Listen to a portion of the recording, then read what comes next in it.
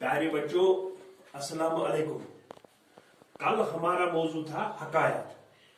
आज हमें इसके सवालात करने हैं। पहले हम पिछले सबक का इयादा करेंगे। दो दोस्त जंगल से गुजर रहे थे। अचानक इनको सामने एक रीछ दिखाई दिया। पहला दोस्त फुर्ती से पेड़ पर चढ़ गया, दूसरा दोस्त पेड़ के नीचे लेट गया और अपनी सांस रोक ली। जब रीछ सामने आया, उसने इसको नाक, कान, मुंह को सूंघा तो रीछ को पता चला कि ये मर गया, ये मुर्दा है। रीछ मुर्दा समझकर भाग गया। पहला दोस्त पेड़ से उतरा और दोस्त को बोला कि रीछ तुम्हारे कान में क्या कह रहा था? दोस्त ने जवाब दिया, रीछ कह रहा था खुदगर्ज की दोस्ती पर कभी भरोसा नहीं करना।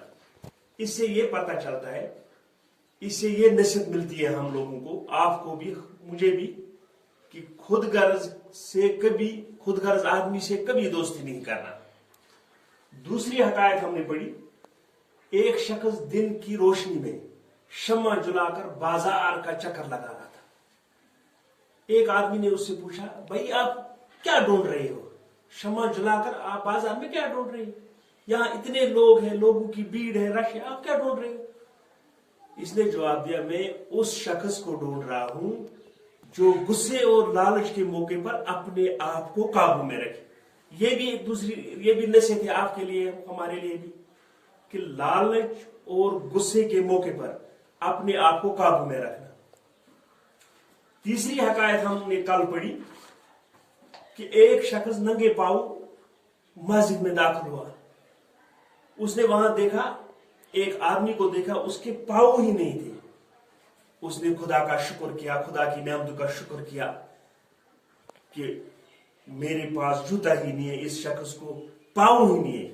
इसने खुदा का शुक्र अदा किया और अपने पास जूता न होने पर सब्र किया। ये तीसरी नसीहत है आपके लिए। अब इसके सवालात है प्यारे बच्चों, ये हमने कल भी तफसीलन पढ़ा है, आज भी थोड़ा बहुत मैंने आपको बताया। अब इसके सवाल है, दो दोस्तों ने किस जानवर को आते हुए देखा है? ये तो हमने पढ़ा है। जवाब लिखा मैंने इसको, दो दोस्तों ने रीछ जानवर को आते हुए देखा है। ये हमने तफसीलन कल पढ़ा है। दूसरा सवाल है प्यारे बच्चों, दूसरे दोस्त ने क्या जवाब दिया?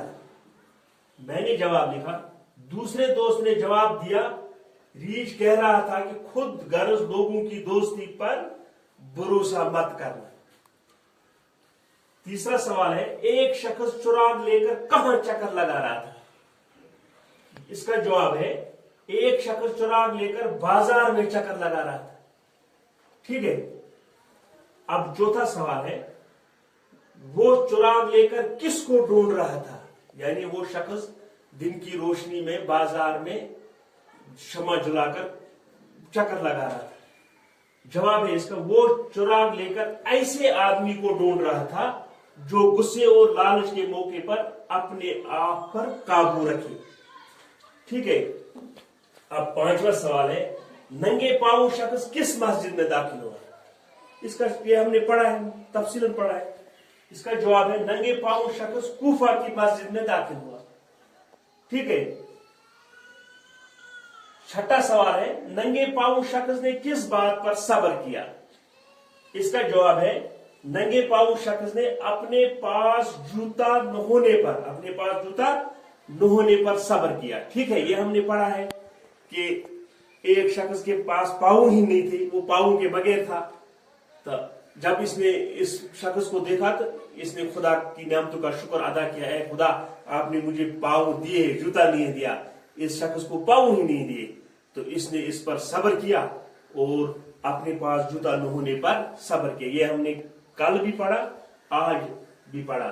प्यारे बच्चों, इसके सवालात हमने किए हैं, इनको अपनी कॉपियों पर लिखना, नोटबुक पर लिखना और याद करना। कल इंशाल्लाह हम दूसरा मौजू पढ़ेंगे। तो खुदा हाफिज।